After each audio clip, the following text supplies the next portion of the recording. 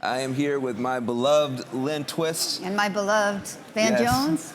We've been together for a long time. We got a lot we can talk about, but I think the first thing that we should do for Earthx TV is just establish who you are, who the Pachamama Alliance is, and what you've been doing hanging out in these rainforests for the past 20 years. 30. Past 30. 30 Yeah. years?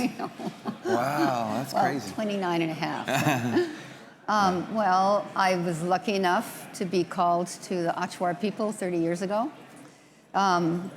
through a whole series of mystical encounters and events. And once Bill, my husband Bill, as you know, and I were there, it became clear that there was something calling us that was deeper than the indigenous people, the Achuar. It was actually, they were the conduits for the forest, you could say, being called by the forest.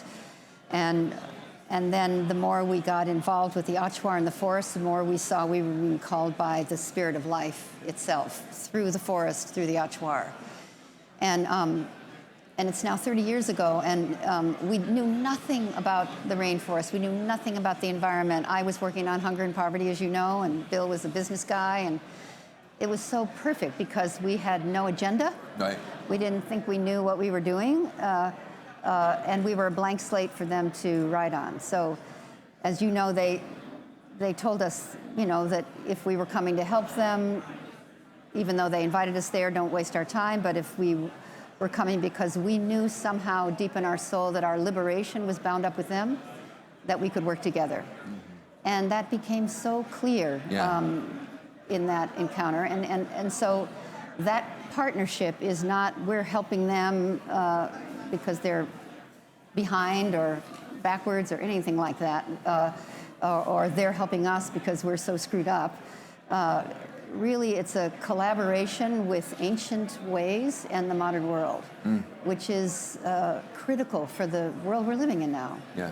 And the ancient wisdom that the indigenous people carry is not just wisdom, it's an actual way of being in the world that we all know deep in our souls is our own indigenous core, but we've lost touch with it. Very much. And being with indigenous people who don't fight for the earth, they're not trying to save the earth. They don't even think about that. They are of the earth. They are of the forest. So that's a very different way to work. And all these years, I've learned that from them. It makes me cry because I was fighting for this and fighting for that. But it's not only is that exhausting, it's ultimately not that effective. Yeah. Because what's happening now is the Earth is communicating to us big time. I mean, this is feedback, the climate crisis.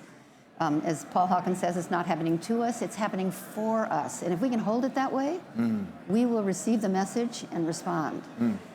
We as a species, I would say. So Pachamama's been a real teacher for me, Pachamama Alliance, and that's. I'll just stop there. There's plenty more to say, but I was at the house with the new babies and Noemi, and we were clicking on the television, and Awakening the Dreamer series that you did in 2014 popped up. It did? I don't know, I don't know, but it was. You're kidding. I'm not joking. And I said, "There's some very smart people in this one, honey." And did you watch it? Because you're in there. I'm in it, exactly. Yeah, I'm no dummy. So that was 10 years ago, and Obama gave the speech that made him famous at the 2004 Democratic Convention. That was 20 years ago. So we've been doing this for a while. And what I would say is that there's two things that are happening at the same time.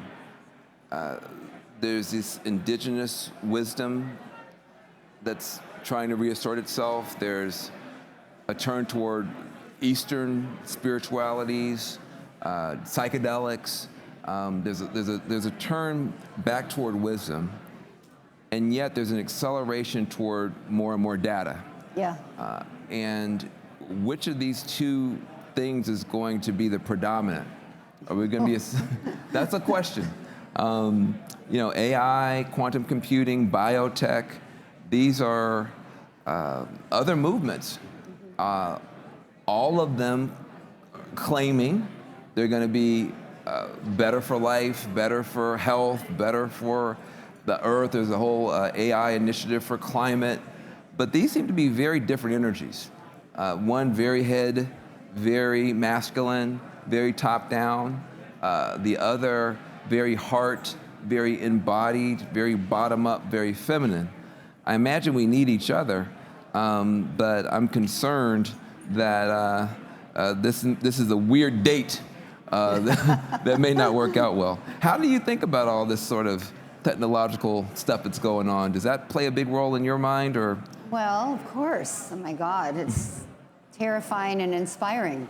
Yep. Everything is terrifying and inspiring. Yes. You know, it depends on how you want to look at it. It's the frame you use.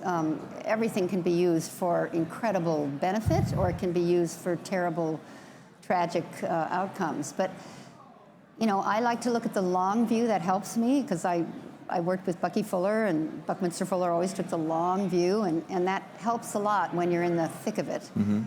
And I like to, well, I'll use this one metaphor. There's a prophecy from the Baha'i people about the first century of the third millennium. So if you think about where we are, and it's not like jammed into the tomorrow and the next minute and the next minute and the next minute. If you think about where we are, we're only 23 and a half years into the third millennium, okay? So if you think of it that way, we're just getting started. Mm-hmm. And there's a prophecy, several prophecies about the third millennium, and one of them that it refers to what you just talked about is a prophecy from the Baha'i people, and it's also the same prophecy comes from the Cherokee people. The Baha'i people and Cherokee people have never talked to each other about this, but the prophecy says that in the first century of the third millennium, the bird of humanity, which has two great wings, a male wing and a female wing. And the bird of humanity has been flying, they say, primarily with the male wing for hundreds and hundreds of years. And the male wing has been fully extended and fully expressed, while the female wing of the bird of humanity, in all of us, has been folded in and not yet fully expressed. And in the first century of the third millennium, the male wing of the bird of humanity will have become so strong, so overdeveloped, so muscular, that it will in fact become violent. And the bird of humanity will be flying in circles for hundreds of years as a result. But in the first century of the third millennium, the female wing of the bird of humanity will fully find its expression in all of us, in men and women. The male wing in all of us can relax a little bit, and the bird of humanity, for the first time in hundreds of years, will soar. So I love that prophecy, because it doesn't make the male wing wrong and the female wing right. It shows how out of whack we are. Out of balance. Yin yang is completely out. So that's one metaphor for our time, and then and that's a real prophecy. Yeah. I think that has some weight. Another metaphor that I really think is useful, the indigenous people during COVID said to us that humanity has been yearning and longing for something powerful and sacred enough to disrupt the way we've been living, that we couldn't do ourselves, because we know we're off course. And so the mother, the earth, everything comes from the earth, including the virus, impacted only one species. Not any other species got sick, just one. It happens to be ours. And that disruption... COVID. Yeah, I'm talking about COVID, the virus. They call it an announcement, the indigenous people, an announcement, accurate, powerful, blessed disruption, helping us see that we needed to reinvent, recreate the way we're living. And I call COVID morning sickness for a pregnant species that doesn't know it's pregnant and thinks it's sick, which is giving birth in a long, probably pregnancy. And pregnancy is hard. You know about that. I mean, you didn't have a baby, but you just had a baby. I saw it. You know, when you're having it, when you're in labor, the the more it hurts, the closer you are to having a child. And there's this phrase, pain pushes until vision pulls. And we're in pain. We're in pain. And the pain is pushing us. But we need a vision that pulls us through the pain, that's so strong, it pulls us through the pain. And when you're having a baby, you know that it hurts so much, but you know that the more it hurts, the closer you are to having a baby, so you can stand it. It's like we need a big, big, big vision now that we can align on, because everybody wants the same thing. But we're so caught in the pain. So this birth process that I think we're in, that's messy and difficult and hurts, and if you didn't know you were having a baby, you'd think there was something horribly wrong with you. Right. And if we can create a framework for what's happening now and know that there's some grand design, you know, I think it's a spiritual crisis. I think that's right. And when we don't address it as a spiritual crisis, we miss the opportunity of what's being given to us right now. You know, and it's a mess. But having a baby is really messy. Yeah, I noticed. So those are ways of looking at what's happening. Yeah. I think it's helpful. We definitely are at the end of something. Yeah. I just don't know what we're at the beginning of. Yeah. And, you know, I get a chance because of my role at CNN. It's such a weird place to work because in the green room, everybody comes through. Republican governors, Democratic congresspeople, police, the celebrity of the day. You get it's this weird little place where you get a chance to see everybody feeling a little bit vulnerable, a little bit scared, about to go on national television. They're getting their makeup on, they're looking at their notes, and it's very human. It's a very humanizing kind of process. And having been there for 12 years, you know, it's been 12 years? 12 years. You've been there for 12 years? I've been there 12 years. Kidding, my God. Yeah, go ahead. I started December. I started for the 2012 election cycle when Obama was going up against Romney. That's when I started. Oh my God. And I've been sitting next to Anderson for 12 years now, election night after election night. Oh my God. But you know, the crazy thing about it is, you know, you kind of get a chance to see people up close. You get a chance to see how vulnerable they are. And I've watched the loss of confidence on the part of leaders up close. Wow. Everybody's afraid. Everybody is personally afraid, personally insecure, personally worried about getting canceled, about getting dragged on Twitter or X, getting primaried, losing market share, getting hauled before Congress. And this is at the top levels. And then when I spend time in the housing projects and the prisons and the reservations and in Appalachia, people are also very afraid, very insecure. And I don't think it's a political problem. I think it's a spiritual problem. It's a spiritual problem. There's a lack of faith and a lack of and a displacement. I think this fight around climate, around ecological solutions, this fight, as you used to always say, for the children of all species. For all time. For all time. Yeah. I think it should bring out the best in us. I think it's the framework, 7 generations, whatever you want to call it, that framework, I think puts people in the right frame of mind. Right. We're only here for a short period of time. We're just passing on the torch. It really doesn't matter if you get blown up on Twitter this week or, you know, for the next half an hour. That wisdom, that's what I think is missing. And the wisdom traditions, the old monotheisms, in which I still participate as a Christian, they don't have the same power, they don't have the same oomph. The new or renewed indigenous and spiritual traditions, they still feel a little thin and a little hypocritical sometimes in the West. Mm-hmm. There's a little bit of play acting, a little bit that doesn't really seem like it's a real thing. And so I think that we are on a quest together. And I think we have to reinvent and reimagine and recreate together. And I think that's why it's so important to me, as I said earlier, that we erase a chalkboard on who your friends and enemies are. I've found that I've been so disappointed by people I thought were my friends, and so shocked and delighted by people I thought were my enemies. And it's happened so many times that I'm beginning to think that I've got the wrong mental map of reality. Yeah. That I thought the world worked a certain way, but I can't support a death cult terror group running a nightmare next to Israel. That's not.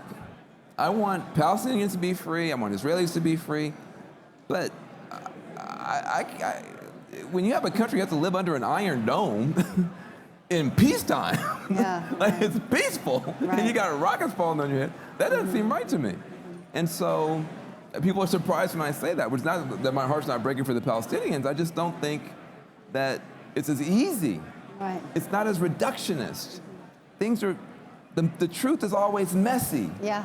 You know, the messy truth. That was my TV show, The Messy Truth, because the truth is always messy. If it's too clean, it's false. Yeah, right. If it's too easy, if the white people are always good or the white people are always bad, either way, it's not true. Yeah. The truth is always messy and contradictory and weird and surprising, like the rainforest.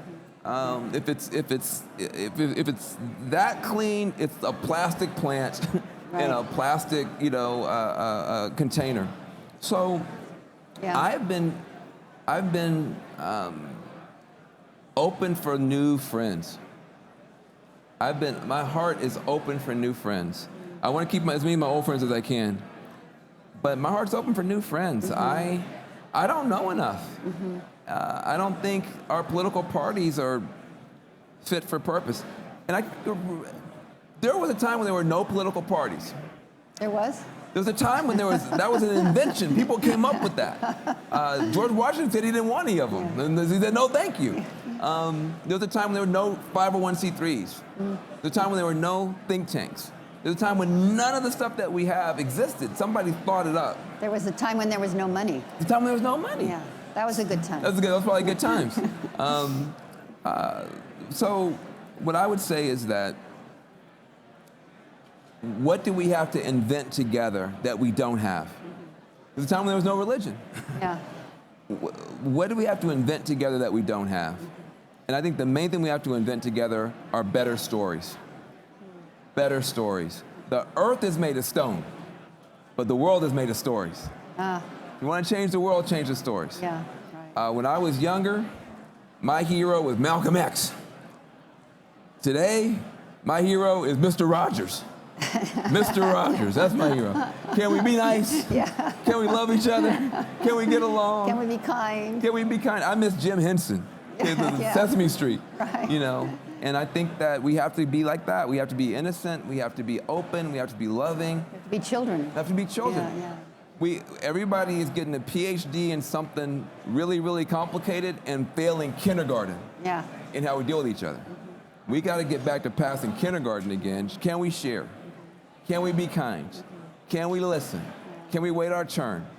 We're so off on the trying to get to Mars and trying to get robots that are smarter than people and trying to reprogram the human genome, and we're failing kindergarten. Yeah, exactly. And that's what I think. That's what I'm more and more convinced we got to focus on that. That's why you've had more children, so you can learn from them. Hey, listen, it's amazing. These little people. They're so amazing. And it's so funny too, because people ask me at such a late age, I'm in my mid-late 50s, why would you have kids again? And I didn't think about it that way. Yeah. I really didn't think about it that way. I'm so glad I have them. Bucky Fuller was one of my great teachers. And one time he came for dinner at our house, and my kids were little. They were 4, 6, and 8. And my daughter, Summer's in the middle. We were sitting in the kitchen table, a round table in the kitchen. He wanted to eat in the kitchen. He wanted to eat with the kids. And he was in his 80s, he just loved kids. And my daughter said something profound, like kids do. Yeah. And I can't remember what it was, but Bucky turned to my husband and I, and he said, "Never forget your children are your elders in universe time." Wow. They've come into a more complete, more evolved universe than you can ever understand except through their eyes. And that rearranged my experience of being a parent, being a mother. My granddaughter was born in 1999. Her father is white, my son. Her mother is black, Halima, you know, and they're Muslim. So here she's born in 1999. I looked at her, she's mixed race, she's mixed ethnic, everything. And I can tell she's gonna live she's gonna experience 3 centuries. Wow. The 20th century, she'll probably make it all the way through the 21st and the 22nd, because she's a female. Yeah, sure. She'll probably live to 102 or something. Sure. What she will see in her lifetime, I can't even fathom. I mean, Right. couldn't even imagine an iPhone, No. when I was in college. No. So this thing about our children, our elders in universe time, is a That's powerful. really awesome way That's powerful. to look at what's happening, what's being born, Yeah. what's I'll showing up. I'll tell you 2 things, then we'll go. The best advice I got for my kids was cut a deal with them when they're born that you're going to teach them as best you can everything that you know, and let them teach you everything you forgot. That's good. Let them teach you everything you forgot. Because it's amazing how much fun a paper bag is. Like, a paper bag is like a whole afternoon of stuff, and I forgot, Zen teaching me that stuff. But as long as we're trading stories, the last, I was 2 cities ago, somebody was asking me, what's gonna happen? Very worried about the election, very worried about the geopolitical situation, very worried about the ecological situation, very worried about AI. This person was worried. And I think a lot of people are worried. And I said, I'm gonna answer your question about what's gonna happen like a black preacher. I grew up in the black church, as you know, in the rural South. And they would always tell a story to us kids about the old wise man and the young rebellious boy. So this old wise man in the village and this young rebellious boy was just really wanted to show this old wise man to be a fool. And he spent the whole summer thinking, how am I gonna prove that this old man is not as smart as everybody thinks he is? And he came up with the perfect plan. And he got all his little friends around him. He said, I'm gonna show you this old so-called wise man is a fool. And he gets all his friends, he goes to the elder, and he holds his hand out. And he had grabbed a little bird along the way. He holds his hands out, and he says, I've got a bird in my hand. And if you're so wise, tell me, is this bird alive or is it dead? And the old man says, what? He goes, I got a bird in my hand. You tell me, is a bird alive or if it's dead? Now the elder immediately knew this is a trick. Yeah. If he says the bird is dead, the boy's gonna open his hands, it's gonna fly away. If he says the bird is alive, he's gonna crush the bird and then show a dead bird. So this is a very clever little boy. This is a very wise man. He looks at the little boy, he looks at his friends, looks at the little boy, and he says, young man, I don't know for sure, but I know one thing. It's in your hands. Ah, that's good. It's in your hands. That's good. So I don't know for sure. Right. We could fix the whole ecology thing. We could save democracy. We could have the robots be our friends. I don't know for sure. But I know it's in our hands. Yeah. And I'm glad to be in this fight with you. I'm glad to be in this fight with you. Yeah, I appreciate you. Bye now. All right. Thank you. That's good.